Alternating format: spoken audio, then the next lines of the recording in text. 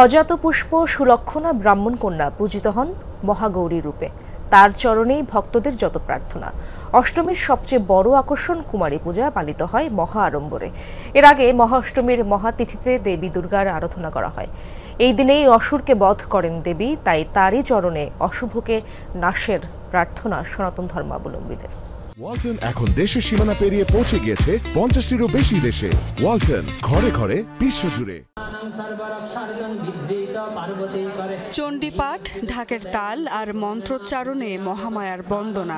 আজ দুর্গাপূজার মহাষ্টমী। এই তিথিতেই উমা বধ করেন অসুরকে, তাই তারই চরণে অশুভকে নাশের প্রার্থনায় সকাল থেকেই মহাষ্টমাদি কল্পারম্ভ ও বিহিত পূজা শুরু।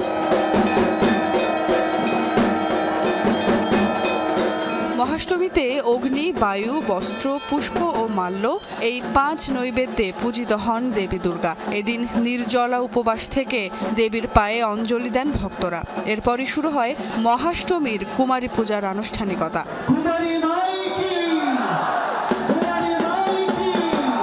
রাজধানীর রামকৃষ্ণ মঠে বেলা 11টার দিকে মণ্ডপে অধিষ্ঠান করেন কুমারী দেবী। নাম লাবণ্য চ্যাটার্জি, বয়স 6.5 বছর। তার শাস্ত্রীয় নাম মালিনী। নতুন বস্ত্র, ফুলের মালা, মুকুট আর হাতে পুষ্প সজ্জিত হয়ে আসন নেন। 1 থেকে 16 বছর বয়সী অজাত পুষ্প সুলক্ষণা ব্রাহ্মণ কন্যাকে দেবী রূপে পূজা করা হয় অষ্টমীতে। নারী শক্তির প্রতি শ্রদ্ধা নিবেদন করেন সনাতন ধর্মাবলম্বীরা। তার কাছেই চান কৃপা আর আশীর্বাদ। পৃথিবীর সকল লোক যেন শান্তিতে থাকে, সুখে থাকে এবং দেশের জন্য সুখ সমৃদ্ধি বয়ে আনে, এটাই আজকে আমাদের মায়ের কাছে প্রার্থনা। দুর্গার কাছে প্রার্থনা করব যাতে কলেজে প্রত্যেকটা পরীক্ষায় পাশ করতে পারি, খুব ভালো করে পড়াশোনা করতে পারি। আমাদের মেয়ে সমাজ ও নারী সমাজ যাতে সব সময় সুষ্ঠুভাবে চলাফেরা করতে পারে এবং ভালো জীবনযাপন করতে পারে, এই জন্য আমরা কুমারী পূজা করি। সবাই সুখে শান্তিতে থাকতে পারি এবং সারা বিশ্ব যাতে মঙ্গল বয়ে আনো। মা যেন সবাইকে ভালো রাখে, সুখে রাখে, সুস্থ রাখে। শাস্ত্রমতে স্বর্গ, মর্ত, পাতাল জুড়ে তাণ্ডব চালানো কোলাসুরকে দমনে মহাকালীর শরণাপন্ন হয়েছিলেন দেবতারা। দেবতাদের উদ্ধারে তখন দেবী কুমারী রূপে বধ করেন কোলাসুরকে।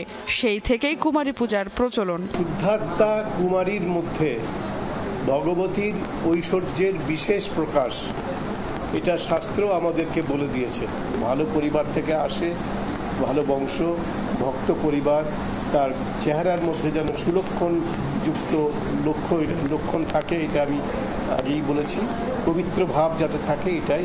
পূজা শেষে যাওয়ার আগে ভক্তদের আশীর্বাদ দিয়ে যান দেবী। মাথা পেতে নেন ভক্তরাও। মালিনী রূপে পূজিত হয়েছেন দেবী। ভক্তদেরকে আশীর্বাদ করেছেন সবাই যাতে ভালো থাকে, সুস্থ থাকে, দুধে ভাতে থাকে। পরের বছর আবার আসবেন, আবারও ভক্তদের উদ্ধার করবেন যত অশুভ অমঙ্গল থেকে, সেই প্রার্থনা সনাতন ধর্মাবলম্বীদের। সুমাইয়া ঐশী, যমুনা নিউজ, ঢাকা।